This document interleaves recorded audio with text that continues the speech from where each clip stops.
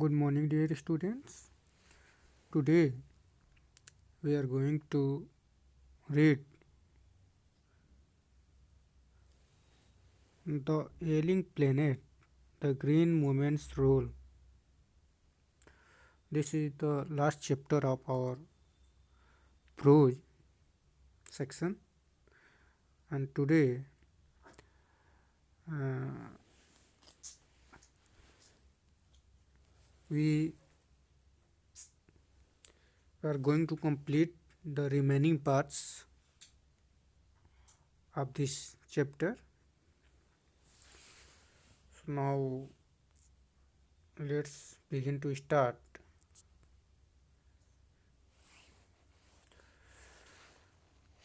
हम लोग आज इस चैप्टर को कंप्लीट करेंगे जिसमें हम लोग अ,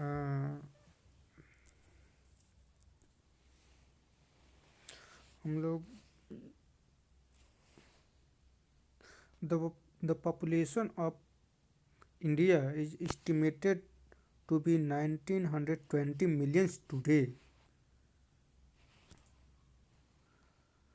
more than the entire population of Africa and South America put together. No one familiar with the condition in India would doubt that the hope of the people would die in their hungry uh, hutments unless population control is given topmost priority. जिसमें यह बताया गया था कि जो किस तरह से जो भारत की जो जनसंख्या है जो 920 मिलियन टुडे यानी आज की जनसंख्या है जो कि लगभग अफ्रीका और दक्षिण अमेरिका को मिला दिया जाए तो इनसे भी क्या है अधिक है, जिसमें भारत की जो परिस्थितियों की जहाँ तक बात की है जानकारी की बात है उसमें कोई संदेह नहीं है कि जब तक हम जनसंख्या पर यानी उसकी प्रायोरिटी नहीं देंगे यानी उस पर हम उसको प्राथमिकता नहीं देंगे, उसको समझाने का प्रयास नहीं किया जाएगा, तब तक जो गरीब परिवार जो भूखी झोपड़पट्टी वाले हैं वो हाउ टू इंक्रीज वो कैसे डेवलप करेंगे उसके बारे में हम आशा नहीं कर सकते। तो यहाँ तक हम लोग पढ़ चुके थे, इसके बाद से हम लोग स्टार्ट करना है। For the first time in human history we see a transcending concern the survival not just of the people but of the planet. We have begun to take a holistic view of the very basis of our existence. The environmental problem does not necessarily single our demise. It is our passport of the future. The emerging New World Vision has ushered in the era of responsibility. It is a holistic view, an ecological view, seeing the world as an integrated whole rather than dissociated collection of parts. कह रहा है कि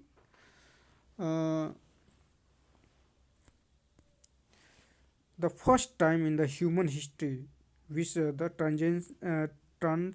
transcending concern यानी पहली बार मानव के इतिहास में पहली बार विसी यानी हम लोग देखे कि ट्रांसेंडिंग कंसर्न का मतलब ये हुआ कि यानी किस तरह से जो मानव की जो चिंता है, चिंता बढ़ना, ट्रांसेंडिंग कंसर्न का मतलब चिंता को बढ़ना किसके प्रति, the survival of not just of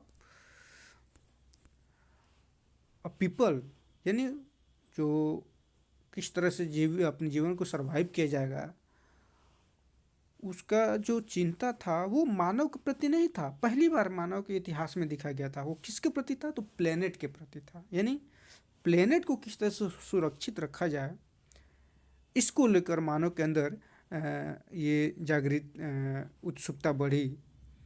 तो we have begun to take a holistic view of the very basis of the existence. यानी वो कह रहा है कि न कह रहा है कि हमने अपने जीवन को संपूर्ण जीव के दृष्टिकोण से देखना शुरू कर दिया था। यानी कह रहा है कि जैसे हम अपने जीवन को सरवाइव करते हैं, सुरक्षित रखते हैं, उसी तरह से अब क्या होने लगा था, यानी उस प्लेनेट को भी देखा जाने लगा था।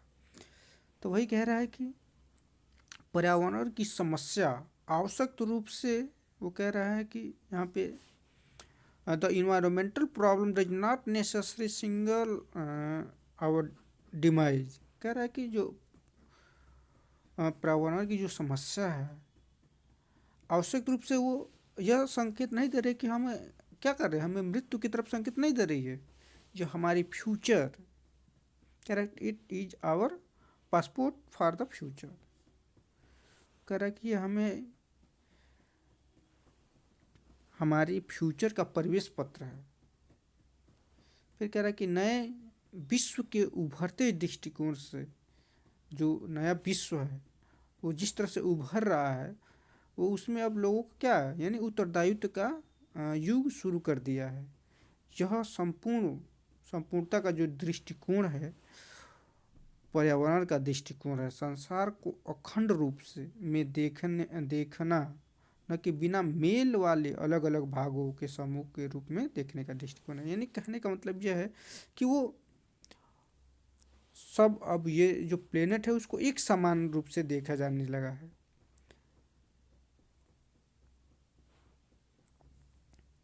फिर कह रहा है industry has a most crucial role to play in this new era of responsibility. What transformation would be effected if more businessmen share the view of chairman of DuPont, Mr. Edgar S. Woodward, who 5 years ago declared himself to be the company's chief environmental officer. He said, "Our continued existence as a leading manufacturer requires that we excel in environmental performance." कह रहे कि जो यहाँ पे industry has most crucial, कह रहे हैं कि जो जिम्मेदारी के इस नए युग में जो उद्योगों की जो अंतिम महत्वपूर्ण भूमिका है, कैसे जो वो काया जो पलट हो जाएगी यदि पोंट डू के chairman mister Edgar S Woodward की तरह अन्य व्यापारियों भी सोचें। यानी वो यह कह रहा है कि जिस तरह से जो उद्योगपति जो पोर्ट डू के चेयरमैन है, जिस तरह से वो सोच रहे हैं, अगर उनकी तरह शायद जितने भी बिजनेसमैन हैं अगर वो सोचे तो शायद कुछ अच्छा हो। वही कह रहा है कि उसने 5 वर्ष पहले जो घोषणा कर दी थी कि मैं कंपनी का मुख्य पर्यावरण अधिकारी हूँ, और उन्होंने कहा कि आवर कंटिन्यूड, ही सेड, वो कहते हैं बस our continued existence as a leading manufacturer required that we excel environmental performance. कहते हैं कि जो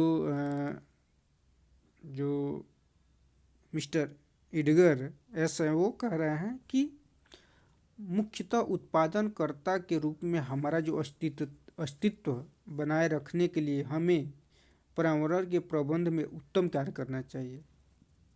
नहीं वो कह रहे हैं कि अगर हमें अपने पर्यावरण को बेहतर रखना है तो कह रहे हैं कि निश्चित रूप से हमें क्या करना चाहिए, हमें उसकी प्रबंध का भी व्यवस्था करना चाहिए। Of all the statements made by Margaret Thatcher during the years of her prime ministership, none has passed so decisively into the current coins of English usage as her felicitous work. No generation has a free hold on this earth. All we have is all we have is a life tenancy with full repairing lease. In the word of Mr. Leisure Brown, we have not inherited this earth from our forefathers, we have borrowed it for our generation. देखिए कितनी अच्छी बात कह रहे हैं। कह रहे हैं कि अपने प्रधानमंत्री के समय में जो मार्गरेट थैचर ने जितने भी वक्तव्य दिए उनमें से कोई भी अंग्रेजी भाषा में इतने प्रचलित नहीं हुए जितने कि उनके ये रोचक शब्द। क्या है रोचक शब्द? कह रहे हैं कि इस धरती पर किसी भी पीढ़ी को स्वामित्व का अधिकार नहीं है। हम सब अपने जीवन काल के लिए इस पर काश्तकार हैं। वो इसका पूर्णतः ठीक रखना इसका किराया है। मिस्टर जो लेस्टर ब्राउन के शब्दों में वो कह रहे हैं कि यह धरती हमने अपने पूर्वजों से उत्तराधिकार में प्राप्त नहीं की, हमें इसे अपने बच्चों से उधार लिया है। कितनी अच्छी यह बात वो कह रहे हैं कि we have not inherited this earth from our forefathers, we have borrowed it for our children। तो इस तरह से चैप्टर कंप्लीट होता है। नेक्स्ट क्लास में हम लोग जो रिमेनिंग पार्ट्स होगा जो छूटा होगा उसको हम लोग कंप्लीट करने का प्रयास करेंगे। Okay, thank you.